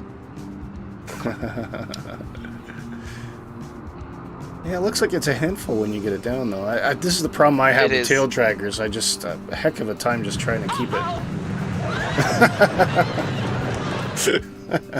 Well placed. Oh, good. Yeah, I think that's so. Let's have a look. Anyway, I'll start a wide shot first because I think it's worth it. This is a lovely airport. So this is Unalaska from Orbx. The code is Papa Alpha Delta Uniform. There's a link in the show description. You can check this out as well. I think this might be part of the scenery. So there's a town here. Looks like I could be a mining community actually, Kev. yeah, could be it actually. I'd say there's probably some good ores and stuff here. So there definitely seems to be some dockyards and definitely there's some habitation. Yeah, if I had to put my money on it, I think that might be what it is. Because there's definitely some heavy goods coming out of here, and Yeah. I don't think that would be fish. There's easier ways to get. Well, you never fish. know. It might be a big fish. It could be. It could be big sharks. It's a shark Yeah. fishing. Shark. Someone called me. Because there's a nice little, well, not so little container ship down there as well. So they're really trying to show it off. But I think this might be part of the scenery, but it looks absolutely spectacular. Yeah. Now coming back to the airport. Can someone remind me what's the shortcut for drone cam? I forgot. I'm not sure. I changed mine. It's usually the number pad and WAS and D. Yeah, but how do I turn it on? I You know. go into the Take- camera settings. Take it in the chat. Take it in the and- chat, guys. All right, so we're looking at the hang. There's a couple big hangars here. I don't know who would be based out of there, but it looks like it could take something up to a Beechcraft. Fire station. Now, if this is a mining village, chances are it could get some decent aircraft in here for transport. Kev's winding his way back along the road, but beautiful textures on the runway. And of course, I our, like the our- building of the vehicles in this scenery. All the little vehicles are shiny. They are, yeah. There's a shell truck down here. You even got a gate. You can clearly see the end of the scenery. Oh, that's kind of sad, actually. But the fence, even look at the fencing. Yeah. Highly detailed. Is that- Couple of Yeah, guys hanging out there, and I think there's a dock. I don't know if it's part of the scenery. Not sure. now this looks like it could be a freight dock in the terminal. I don't know how you would use that. It's interesting. But yeah, I got a few people lining up there to get going. That's very nice. I don't know if this is. I tend to think it's probably not modeled inside. Oh, well, it is. It's very limited. Wow. Go to the dock. There's huge boats there. Yeah, I've seen them. Yeah. Nice car park out the bit, but yeah, it's awesome. And I didn't see any frame head at all coming in here. So it's definitely what I would consider a high performance. Now I presume this must be the control tower, which has got some interesting bars across it. This looks kind of World War II, and there's even a flag. Look at that. That's cool. Isn't that neat? I mean, look, there's your screenshot right there. That's awesome. How cool is that? I didn't know they could do that. That's kind of clever. But it looks like a World War II era or 1930s kind of control tower here. Just the way the design. Yeah. Very interesting. But yeah, awesome. Really, really nicely detailed. Definitely worth the money. You can find it. Again, there's a link in the show notes for Orbx, and you can go check it out. A big thanks to Orbx for supplying that to us today to show it off to you. Right.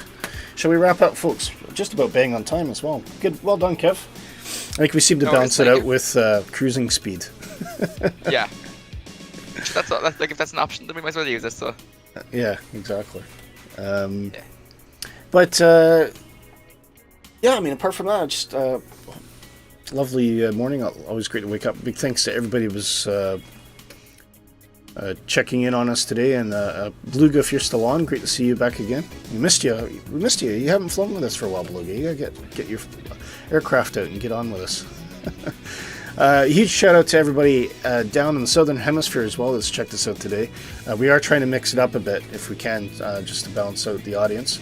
But you can, if you're in the northern hemisphere, do check us out on Thursdays as well at 1900 Zulu, which is 7 o'clock London time currently, which will be changing soon. When did the clocks change, guys?